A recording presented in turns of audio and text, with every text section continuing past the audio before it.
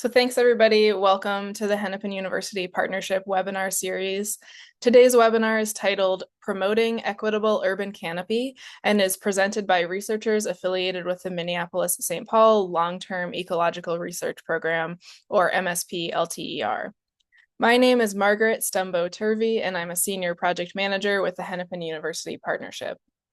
The partnership is a collaboration between Minnesota's most populous county and its land-grant university. At HUP, we're dedicated to catalyzing and supporting mutually beneficial relationships. The partnership has led to nearly 500 joint projects, combining academic research and local expertise to inform policy and practice for the benefit of county residents. The goals of the webinar series are to offer information exchange and showcase research. Before we get started, just a few Zoom reminders for our audience.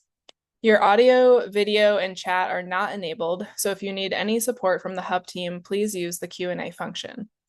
If you'd like to ask a question, you can submit that also through the Q&A function. We will monitor questions throughout and save time to address them at the end. This webinar is being recorded. Please look for an email tomorrow from hup@umn.edu with a survey and a link to the recorded webinar video tomorrow. Finally, we're excited to welcome today's presenters, a team of faculty and researchers at the University of Minnesota who are interested in urban forestry. I'll let them introduce themselves as they begin. With that, I'll turn it over to our presenters. Thank you. Thank you. Hi there, everyone. Thank you so much for gathering with us today. So we are collaborators from across the university here to talk about some of our favorite research topics, which are the planting and management of urban trees across different spaces and cities, and how we can more equitably approach expanding tree canopies across cities, especially here in Minneapolis. Next slide, please. So today we have two presentations led by our master's and undergraduate research students that have been working on their analysis and helping us gather new insights and information across the spring semester and earlier. So the first one is about the emerald ash borer case in Minneapolis. And the second one is kind of what happens after tree canopy grants have been funded and how we can evaluate best practices and overall impacts that those grants are having. And then lastly, we'll follow up with reflections about what we've learned from these case studies and how we can continue our partnerships like that with HUB going forward. Next slide. First, we have some introductions. So I'm Alicia Coleman. I'm a second-year assistant professor of urban and community forestry here at the U. I was previously based out of the Northeast and have training as a cross-disciplinary social scientist. And my research centers a lot about urban tree planning and how we can better plan for tree health and performance over time. I feel like private property urban forestry issues are where most of the action happens, and there is a lot of complexity involved there. And then with that too, I'm really interested in STEAM education and nature-based approaches to arboriculture and urban forestry topics. And I'll pass it to my colleague now. Thank you. Hi, everybody. My name is Rebecca Walker. I completed my PhD at the University of Minnesota, where my focus was on urban and regional planning and really contending with questions related to how we plan for and manage urban nature. In particular, I'm interested in environmental justice, urban ecology, and thinking about the ways in which our urban ecological systems intersect with questions of racial inequality, and then also how we advance racial justice in our cities.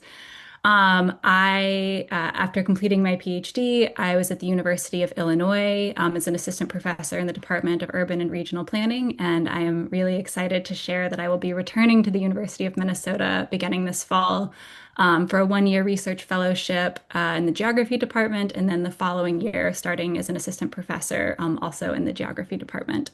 And I will pass it to my colleague, Hannah.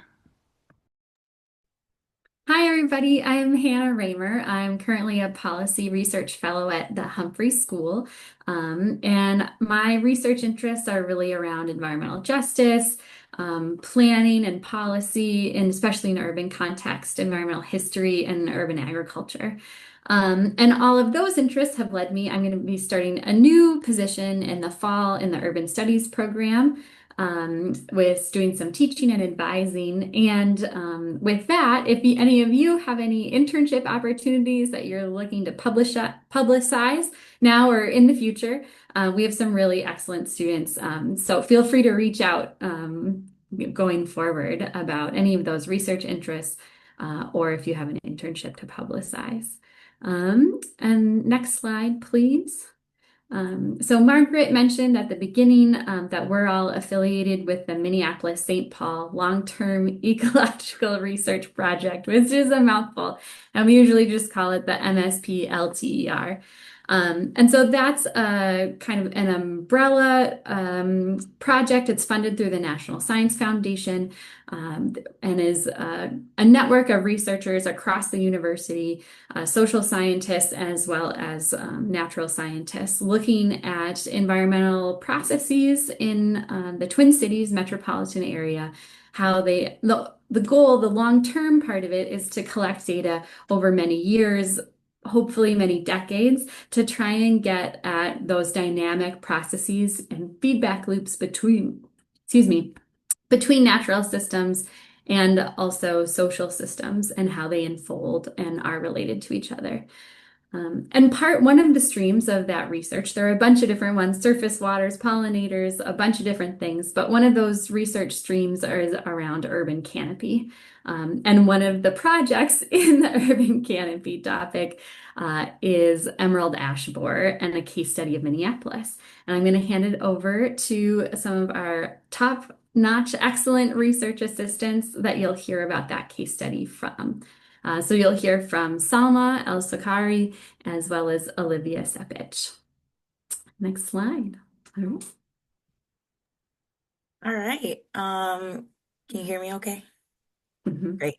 I'm Salma El-Sakari. I'm a graduate research assistant at the University of Minnesota. I'm majoring in environmental studies, environmental science, technology, and environmental policy, or MS-STEP.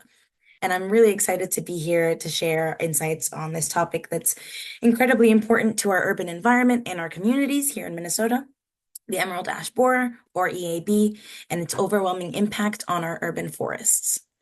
So to start us off, the central question guiding our work was, how can responses to EAB in Minneapolis and other cities shape more equitable and adaptive approaches to future urban pest threats? This question is really at the heart of what we were trying to understand and address through our research.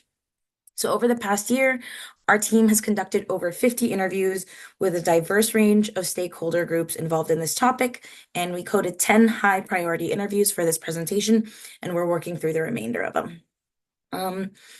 So what is EAB? Why should you be worried about it? And what can homeowners and cities do about it? For those who might not be familiar, the emerald ash borer is an invasive beetle that has been devastating ash tree populations across North America. It's small, metallic green, and it's native to Asia. It was first discovered here in North America in 2002.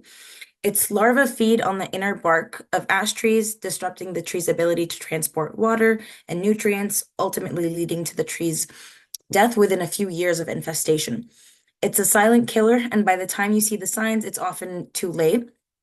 And while this might seem like a purely ecological issue, its ripple effects extend into our communities, affecting everything from property values to public health and highlighting pre-existing issues of environmental equity. Most U.S. cities are shaped by racial and economic segregation, and so is tree cover. So neighborhoods with less wealth and more renters tend to have fewer trees to begin with.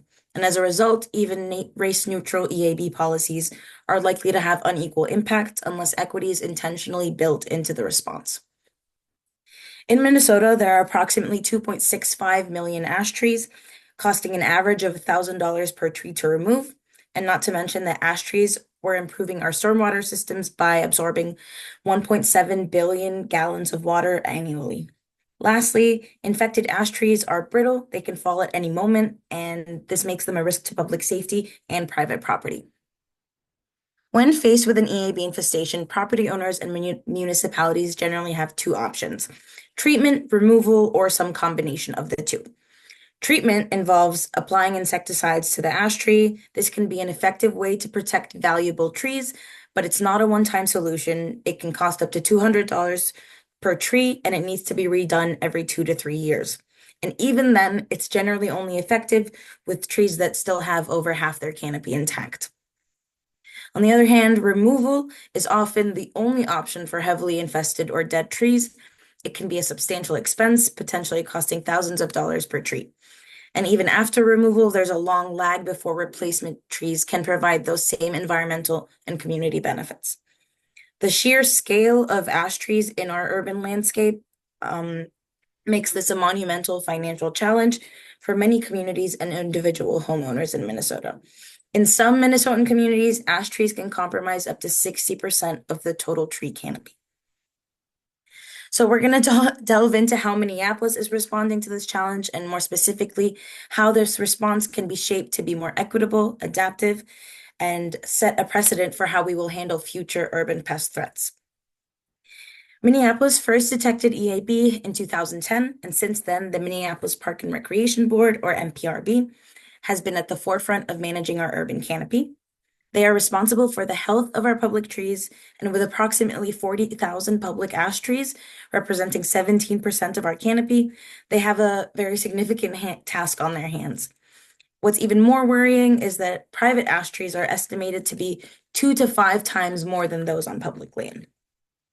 So this brings us to a crucial point, the uneven distribution of tree canopy cover in our city, which is directly connected to our history of racial segregation. Practices like racial covenants and redlining have historically shaped the landscape of our neighborhoods, leading to significant disparities on tree cover.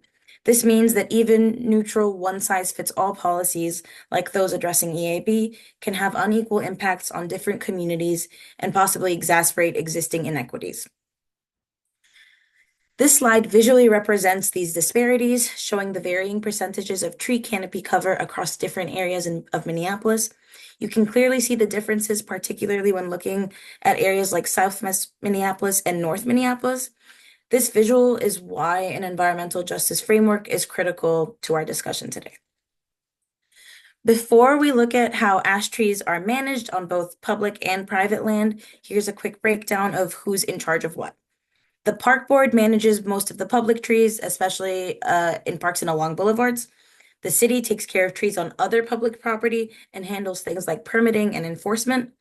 And Hennepin County steps in for trees along county roads and on some county-owned land. And of course, private homeowners are responsible for the trees on their property. So what management strategies did Minneapolis employ? Starting with public trees, the MPRB implemented a phased removal plan from 2014 to 2022. This approach really aimed to minimize disruption by removing less than 20% of ash trees from a given block per year. And it's important to note that there was no public funding for treating these trees. However, residents were able to opt in to treating their boulevard trees if they knew to request it and at their own expense. Alongside removal, a significant replanting effort was initiated, aiming for a 2-to-1 replacement ratio with a diverse mix of species, looking to enhance the resilience of our urban canopy. The situation for private trees is a little different. Homeowners have a few options. They can treat their trees, remove them, or adopt a wait-and-see approach. However, the MPRB also has authority to inspect private trees, and if found to be infested, can condemn them. The process can go a little like this. A private homeowner has an infested and condemned ash tree on their property. If the homeowner fails to remove the condemned tree, the MPRB can then contract out the removal and bill the homeowner. If that bill isn't paid, it can become a lien against the homeowner's property tax, and this really highlights the significant financial burden and potential legal implications for private property owners. Political pressures also shaped the response in very important ways. Early on, the city of Minneapolis affirmed a preference for removal over treatment, and the MPRB followed in their footsteps. This led to limited public access to balanced information about alternatives to removal, potentially pushing some homeowners towards removing trees, even when treatment might have been a viable option. The city council passed a resolution discouraging treatment on private land, and while treatment wasn't banned, the MPRB chose not to actively promote it. And the goal was to present a unified front between local government entities. That stance has since shifted, but it shaped the city's approach for over a decade. To help ground this all in time, this graph shows annual ash tree removals in blue, and the red line tracks cumulative removals over time. Things start off slow, but then there's a sharp rise around 2020, 2021, and that spike lines up with a lot happening at once. In the decade leading up to this surge, forestry lost a position dedicated to community outreach. Then came the COVID-19 pandemic, then the aftermath of George Floyd's murder, and the cherry on top, rising inflation. At the same time as removals were increasing, there was also a steep increase in the median cost of assessments for removal.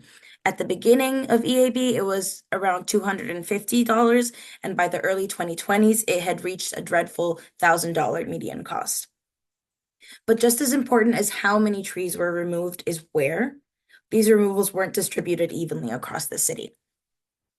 So even though North Minneapolis has some of the lowest tree canopy, it's seen the highest concentration of ash tree condemnations, especially if you compare it to wealthier areas like Southwest, and this highlights the uneven burden of EAB across our city. What we saw on North Side was very powerful.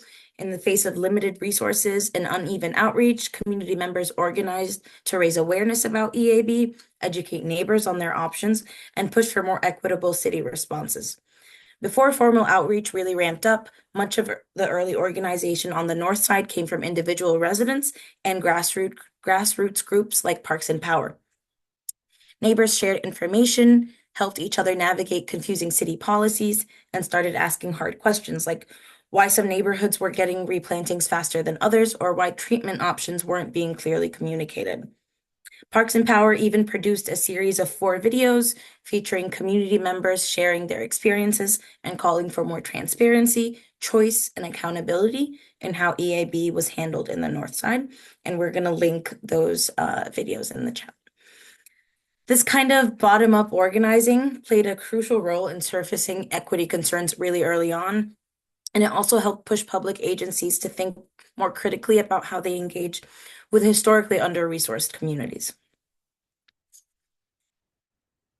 The city's health department launched a grant program in 2024 focused on trees on private property, and it's funded through the Federal Inflation Reduction Act, though that funding is currently unstable. Homeowners are eligible if they're at or below 80% of the area median income, but one important limitation is that it can't be used retroactively for trees that were condemned before the program started. The Park Board created a retroactive relief program aimed at environmental justice areas. Rather than using income as a filter, this one was funded by private philanthropy and helped cover the balance of unpaid assessments going back to removals from 2021. This next section, we're going to discuss key outcomes, what's been achieved, what's changing, where things are headed. So what were the successes? For public trees, political support unlocked new funding, allowed for expanded equipment and staffing capacity. The Stage 8-year removal plan minimized disruption, and the replanting of diverse climate-resilient species is a long-term investment in our urban canopy, as well as a strong coordination between the Park Board and state agencies with researchers helped foster shared learning and best practices. For private tree owners, there are now flexible payment options allowing costs to be spread over 5, 10, 15, or even 20 years, with additional hardship deferment options. And in 2024, the new homeowner assistance programs supported by the federal grants and private foundations provided much needed financial relief. Replanting efforts are showing promise. We have tree sale programs offering free or low-cost trees, with recent changes specifically targeting low-income priority areas. This, coupled with education and support for tree planting and maintenance, ensures that these trees will thrive. And we're also actively engaging residents to understand their preferences for tree types and whether they even want to replant, ensuring that community input is valued. One shared success between both public and private efforts is the understanding that early detection and early action leads towards lower risks and lower costs in the long run. Those were the successes, and now I'm going to share some of the challenges. Beyond the direct impact on ash trees, E&B infestations, and the subsequent tree loss have environmental consequences. We're expecting an intensification of urban heat islands, increased stormwater runoff, and a decline in air quality. And these impacts are disproportionately affecting communities that already have less green infrastructure. Economically, the challenges are very substantial. The costs associated with tree removal and replacement are immense for both the city and individual property owners, with little to no support for private homeowners facing high removal costs. And there's also the potential for property value loss in areas with significant tree removal. Last, but in many ways, the most important are the deep trust challenges at play. Outreach efforts have often been limited, with low staff capacity hindering effective communication, especially with linguistically and culturally diverse communities. We've observed how seemingly neutral policies can, in practice, reinforce existing inequalities without explicit attention to the social context in which they operate. There's been a real breakdown in trust. Residents often felt dismissed or left out of the loop, while forestry staff felt under fire for just trying to do their jobs. This led to a breakdown of trust between residents and the forestry department. And when people don't feel heard or like they have any say, it's really hard to move forward together. And so with those challenges in mind, I'll hand it over to Olivia to walk us through our recommendations. Thank you. So to finish up, we're going to look through some of the environmental justice takeaways, as well as some of the recommendations that we want to put forward for dealing with future invasive pests in Minneapolis and other cities. So to start, we want to touch on the fact that while urban nature issues have traditionally been seen as solely issues to look at through a science or ecologic lens, we now, looking with this project, we're able to see how these also play out in social dimensions and how the policies are often shaped by existing structural and social inequalities and inequities. And so this slide presents some of the 17 principles of environmental justice. These are principles that were first adopted at the first National People of Color Environmental Leadership Summit in 1991, and they're ones that we found were really especially prevalent or relevant to this case study. For example, the right to political, economic, cultural, and environmental self-determination. A lot of residents on the North Side, when we were transcribing and conducting interviews, found that they felt that their self-determination with their properties and with their trees was being taken away. And then with compensation and reparation, Salma touched on some of the homeowner relief programs and how maybe those can help to provide that for folks who had to pay thousands of dollars to have their ash trees removed. However, it still doesn't cover everyone. While one of the programs, the retroactive program, does go back through 2021, there are still seven years of removal since the trees started to be removed in 2014 that aren't being covered. So while it's a good start, it's still not quite covering everything. So on to our first recommendation, which is trying to focus on equity in replanting. This is an opportunity to correct underinvestments and what some residents in neighborhoods like the North Side see as divestment from their communities in the last 20 or 30 years, so that we're able to invest in them and so that they're able to share the same benefits like reducing urban heat island, runoff, and things like that.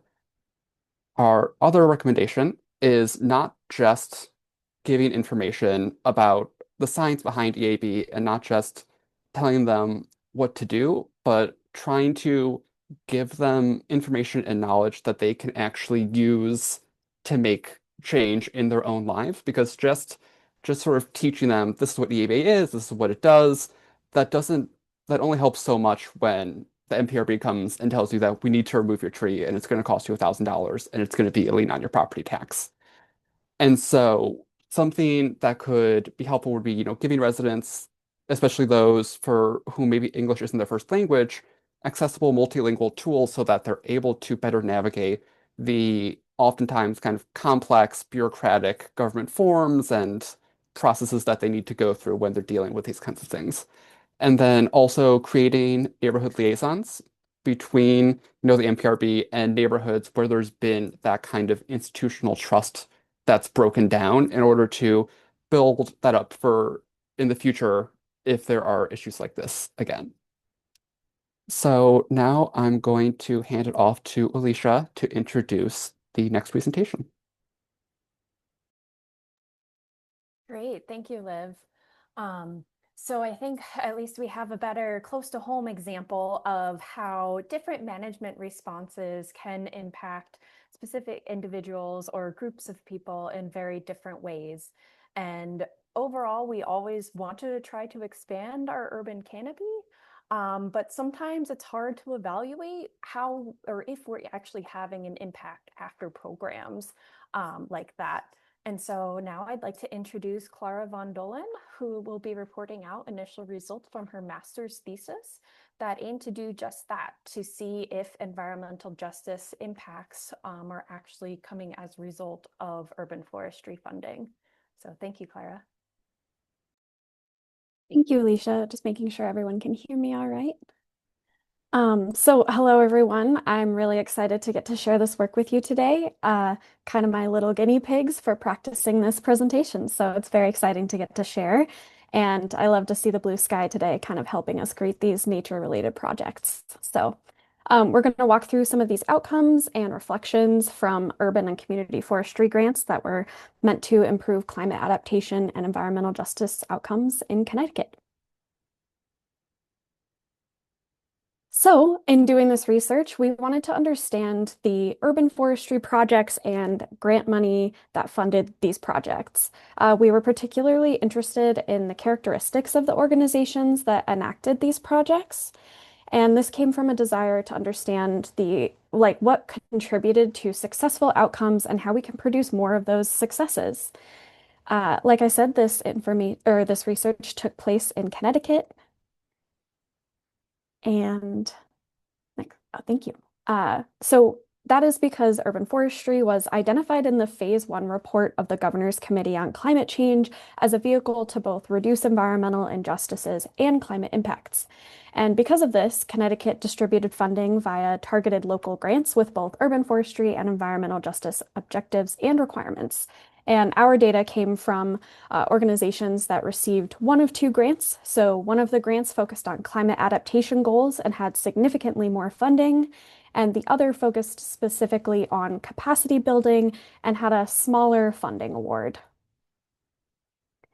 So to understand how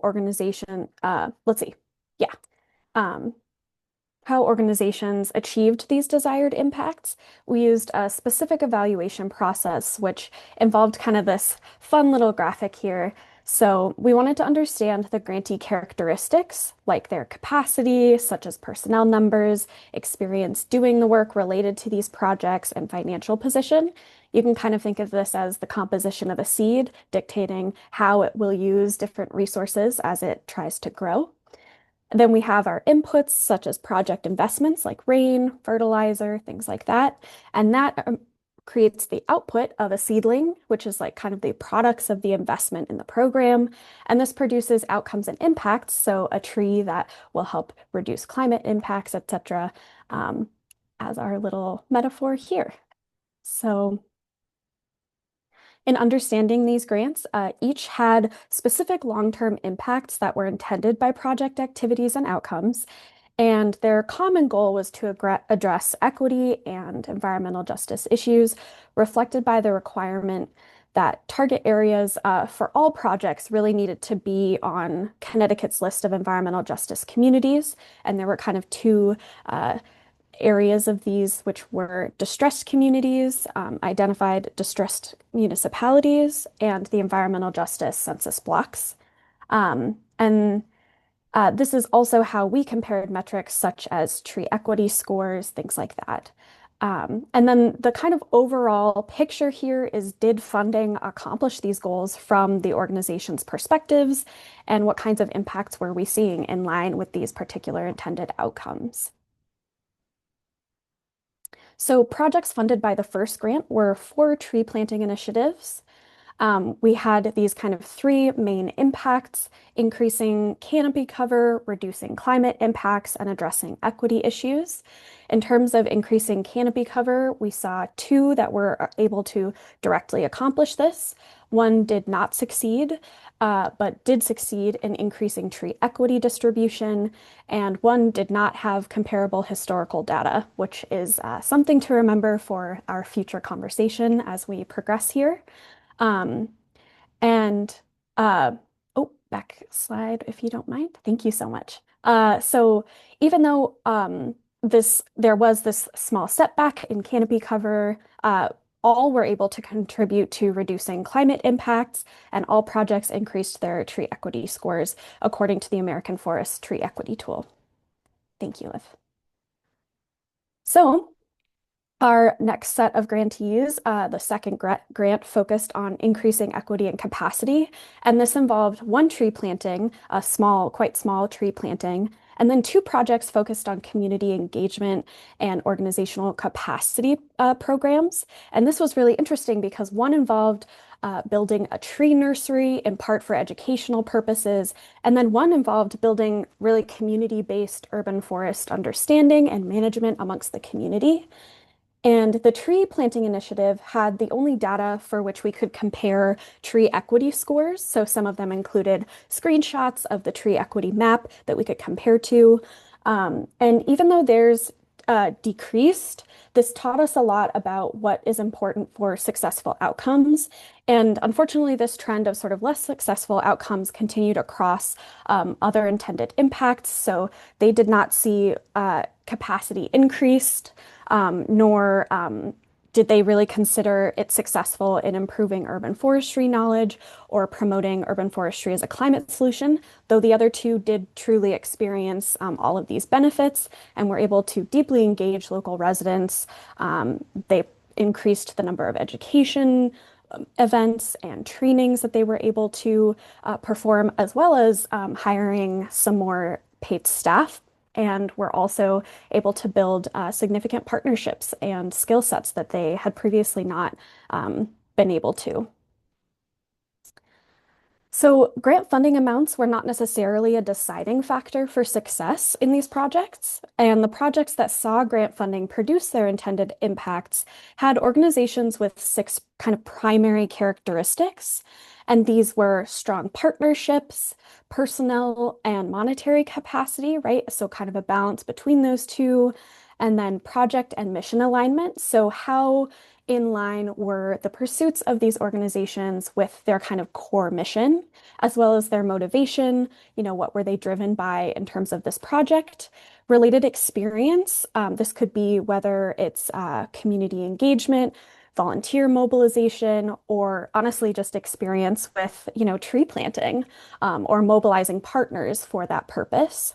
A timeline balance of goals. Did they have a balance of short and long-term goals so that they had impacts to look forward to, but also more immediate rewards for their efforts? And then a supportive or unsupportive political environment. And even though organizations did not need to have like the largest amounts of each of these elements, they did just kind of need to have each of these elements to some extent to be able to strategically navigate any deficiency in one or more of these categories. So, for example, a supportive political environment related to stronger or more accessible partnerships that could be leveraged when an organization had less personnel capacity or smaller monetary inputs. And organizations who had missions that aligned with their projects, such as like pursuing a stronger community and seeing trees as one avenue for this, had more balanced long-term and short-term goals, which were more measurable and seemed more motivated to kind of leverage the other elements to those ends. The organization that we learned about previously that did not experience the intended benefits had a project that they had no experience prior to act upon or reference in relation to this specific type of program, such as mobilizing community members for this kind of physical labor activity or tree planting expertise. And they also faced a political environment that did not prioritize tree replacement as they lost canopy and support strong partnerships that did support kind of their individual program endeavors to start this tree planting initiative. They also had no staff and an extremely small volunteer base, and they had the smallest combination of grant funding, matching, and overall revenue. And they struggled with motivation, alignment with their intended outcomes of the grants and the grants themselves, focusing kind of on aesthetic improvements and sort of vague impacts such as stress reduction and community cohesion. Notably, that they didn't describe being capable of measuring or like how they would measure those and what improvement would look like in those areas. Grantees also gave feedback about the ways they thought the grant process could produce stronger environmental justice outcomes at their hyperlocal level, and we'll kind of talk about those now. So grantees wanted to define what success means with their affected community members, measuring what success looks like according to the communities meant to really benefit from this funding. They want community members to identify the relevant issues that are posing as barriers to environmental justice, outcomes, and successes, and to identify equitable solutions with them, right? So they also needed decision support tools that allowed consistency across spatial boundaries and timelines to compare their progress. We kind of saw this as a theme that these tools were really appreciated, but standardizing and being able to present consistent comparison and contrasting was difficult. So, for example, comparisons across time and space between Connecticut's environmental justice screening tool and the state's environmental justice census block maps was extremely difficult for both us and a bit confusing for participants. And furthermore, the tree equity scoring tool that I've referenced a few times here has experienced a change in spatial boundaries and data collection methodology, which made tracking progress for us between kind of this information, such as the screenshots that these organizations included in their grant applications, and comparing that to the current information, difficult. So things like health metrics or temperature differences, it was difficult or kind of impossible to do with confidence to compare these. So by prioritizing community engaged problem identification and definitions of successful solutions, along with more kind of standardized high-level decision support tools, we can work to create better measures of successful environmental justice and urban forestry outcomes while remembering that justice is a journey and something we should be in constant and persistent pursuit. So thank you so much, and I'll pass it back on to our wonderful presenters. Okay, next slide. Awesome. Thank you. Thank you, Clara. Thank you to all of our presenters so far for sharing your work. So I just want to come in with a few high-level takeaways and sort of reflections that we as a research team have had, particularly from looking across these multiple projects that are thinking about what does it mean to advance equitable urban canopy in these different spheres, in these different political contexts, in these different ecological contexts. One important takeaway that I think that we all have from sort of reflecting on these projects is the necessity of integrating an environmental justice framework into all dimensions of our policies and our management approaches to managing urban nature. So even sort of dimensions of urban nature that seem at first blush like they perhaps aren't necessarily an environmental justice question, they're always intersecting with questions of inequality, sort of these structural inequalities that shape our access to urban nature, our ability to benefit from urban nature, and also communities' capacity to be harmed by the ways that we approach urban nature. And so bringing these environmental justice frameworks to the forefront is essential. We see that in Clara's work on these grants, and when these granting organizations, when the state of Connecticut centered environmental justice as a priority that they wanted to fund through these grant programs, what we see is really meaningful progress by these grant recipients towards advancing environmental justice in their communities through these kinds of tree planting programs. Similarly, we see the reverse in Minneapolis with regards to management of emerald ash borer when environmental justice questions weren't centered at the forefront. Really important equity dimensions to the city's approach to managing this invasive pest were missed. And it really wasn't until the leadership and the activism of local community members that these environmental justice issues were surfaced and then addressed. That is a great segue into the second takeaway that we have looking across these different programs, is really the importance of resourcing community groups and community leadership, particularly grassroots environmental justice community leadership. Again, we see in North Minneapolis that it was the leadership of our grassroots environmental justice organizers that brought issues and concerns about the negative impacts of our emerald ash borer management policies to the surface. And it was their activism and sort of their tenacity that pulled together the kinds of resources from the state government, from the federal government, as well as through philanthropic organizations to help address some of these environmental justice concerns associated with emerald ash borer. Similarly, what we see from Clara's work is that community groups that are well resourced and sort of supported by state and local government have greater capacity to be the leaders in their own community for bringing about some of these really important goals that we have, like advancing environmental justice and like building climate resilience into our cities. And so supporting these community groups through funding, through education, through access to networks, that's really one of the most powerful tools that we and that you have as local government officials to sort of bringing about the change that we would like to see in our cities. And that brings us to our final takeaway as we look across these different projects. One of the most sort of powerful takeaways that jumps out is that when there are really strong connections between these local community groups, between university researchers, and between public sector, local governments, that's where we see this synergy happening where resources and where education and where the ability to shape policy are coming together in ways that make it possible to advance goals like climate resilience and environmental justice that we really want to see. And to that extent, we as folks positioned at the University of Minnesota hope that this presentation is an opportunity for us to continue the conversation and think about how can we work together further to advance these shared goals in our own community. With that, I just want to say thank you to the students who presented. So just to reiterate, Salma is a master's student studying science, technology, and environmental policy from the Humphrey School of Public Affairs. Next year, after she finishes her degree, she'll be on the job market. And so if you are looking for a really capable, talented, brilliant researcher, look to Salma. Similarly, Clara is wrapping up her master's thesis and the natural resources program at the University of Minnesota. Clara blows my mind with her thoroughness and her brilliance. So if you're looking for a really talented and capable person who's thinking carefully about how we manage our natural resources, there's Clara. Olivia just finished her undergraduate degree. I can't believe we had the pleasure of working with such a talented and brilliant and capable undergraduate student. And so all of these students, I'm so grateful for the time and effort that you all have put into this research with us. It's been such a pleasure to work with you all.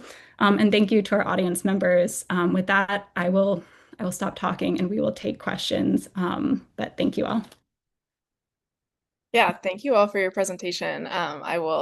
Obviously I've only had a chance to see the presentation today, but I'll echo Rebecca's thoughts around how impressive it was. I have a couple questions while we wait for Q&A to come in from our participants. We'll see how many I have time for because I don't want to cut off our county participants' questions. But I have a couple kind of clarification level questions. I'll start with those. Clara, during your presentation, you talked about a subset who answered that they did not increase canopy cover, but they did reduce their climate impact. And I wonder if you could talk more about what other measures, like how somebody would fall into that category if there were other measures of reducing climate impacts that weren't overlapping with increasing canopy cover. Absolutely. Let me just bring myself back to that slide. Do you remember? So that was the climate change. Yes. Okay. So what was really interesting is when we compared the screenshot from their grant application to the current map, we saw that tree equity like increased, right? But that canopy cover overall decreased in that specific area. I don't really know why that would be, but it could be that kind of overall in that census block, there's been different kinds of removals, as well as the fact that the information kind of comes from the last few years, whereas this program really or the program came from the last few years, right? Where the census information kind of comes on its own time scale. So comparing those things kind of across time and across space is exactly why it would be so helpful to have kind of more regular high-level tools and consistent political and spatial boundaries. So yeah, great question though. Yeah, thank you. That's helpful. And then since we don't have questions from the audience yet, I'm going to take advantage of my of the ability that I get to ask another question. Also kind of on the clarification front for Olivia and Salma, I was wondering, so you mentioned that the north side was hit harder in terms of tree removal, and then it had less canopy to start with, I think, if I'm understanding correctly. And I wasn't clear on whether that was because more of their existing canopy were ash trees, and so that's why it was hit harder, or if that was like where MPRB staff had capacity, or kind of maybe it's a big question or a loaded question, but I was curious kind of the why behind the north side was hit harder. So when this started, we didn't have an inventory of like private trees. We only had like a guesstimate of public trees. But I'd say it's probably a bit of both. Maybe they had more ash trees and it was more concentrated in one time, and then it was therefore like a much bigger hardship all at once.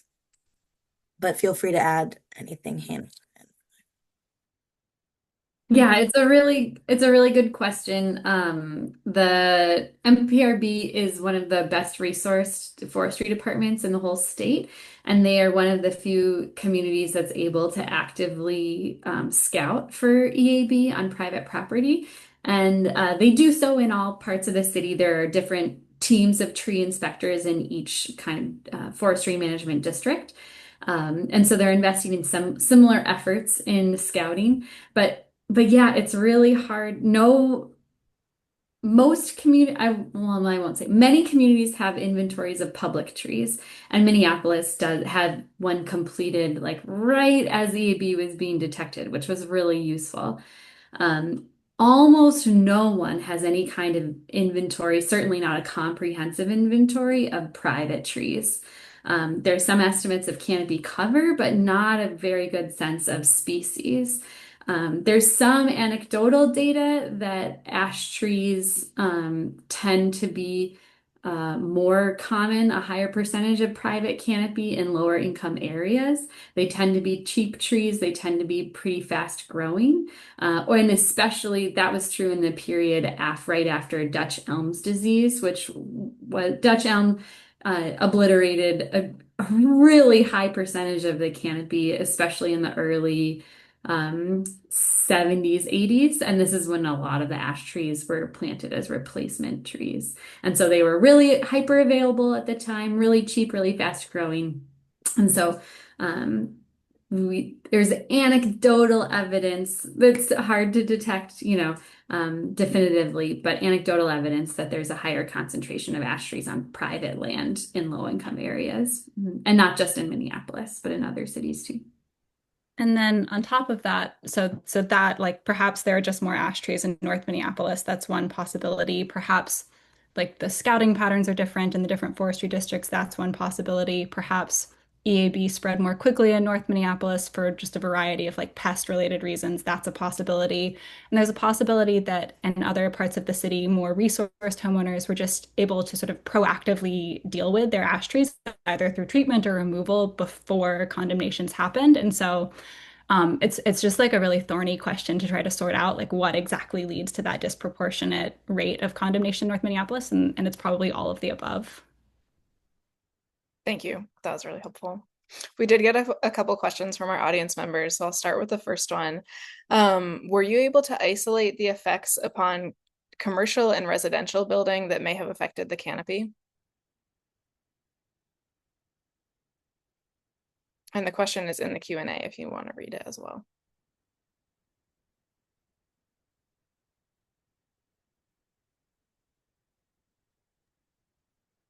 Okay, I'm going to do my best to answer this question. They had different effects, and a lot of times in like renting communities, the landlord won't want to plant trees, so they're already starting at like a negative. But we did like notice that in areas where there were like a huge loss of canopy cover, that will likely lead to property value loss.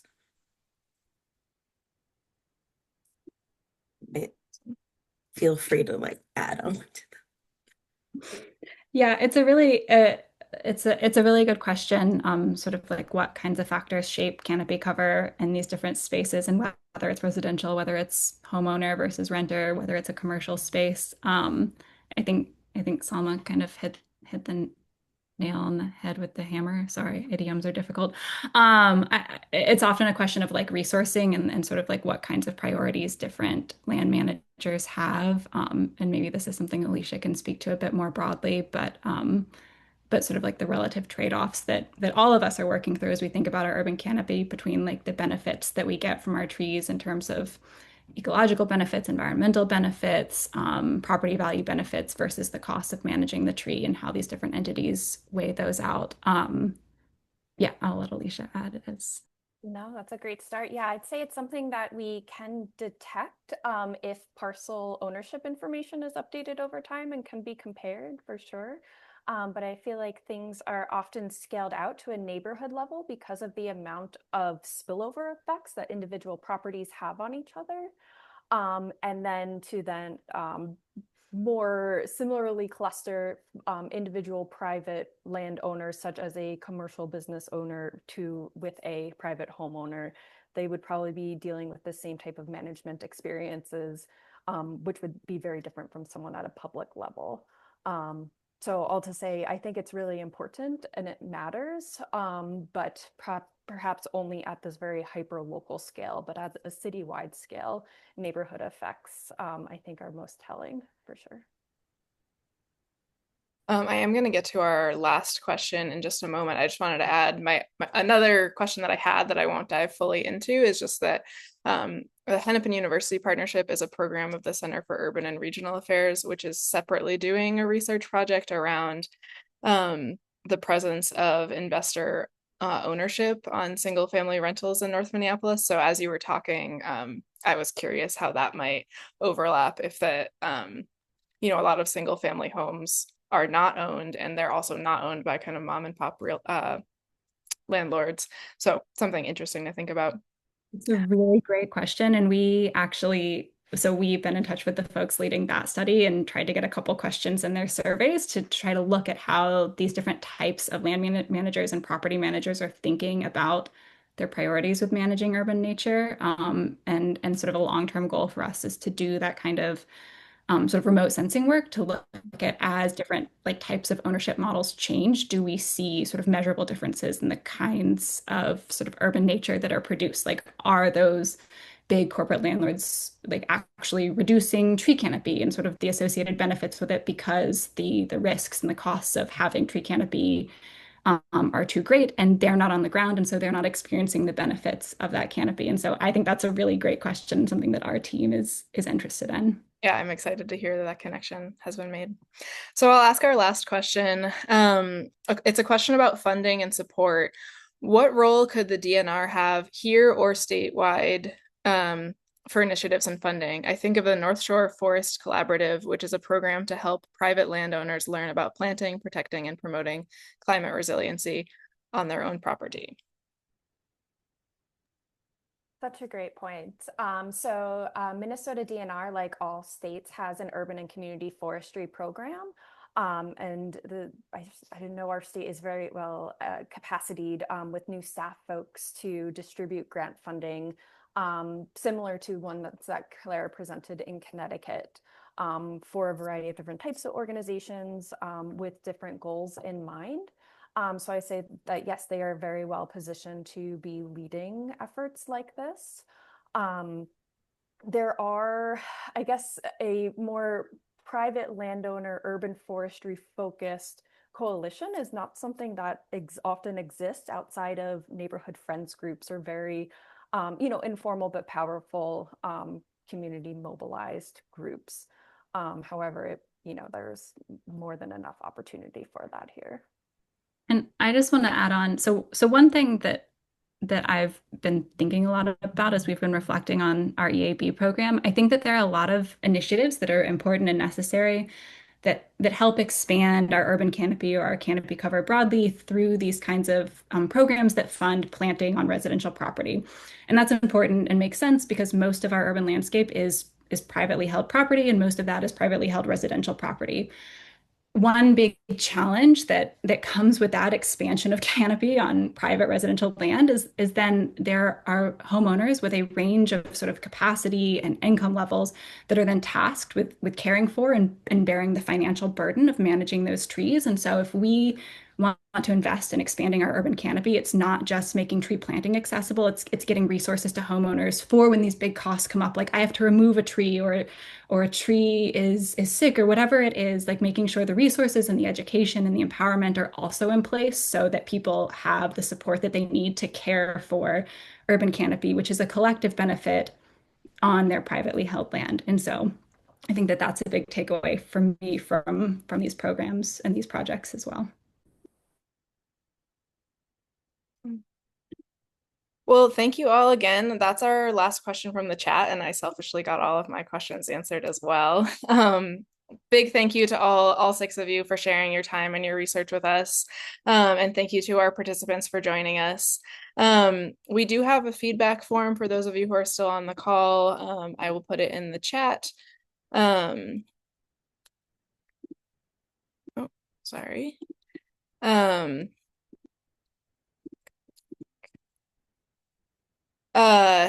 So if anybody has a chance to fill out the feedback form, that would be great. Would love to know more about your experience. And again, thank you to our presenters. This was a really interesting presentation, and the link for the recorded webinar will go out to anyone who is here today, as well as anyone who wasn't able to make it but is interested in the material. Thank you so much. Have a great day, everybody.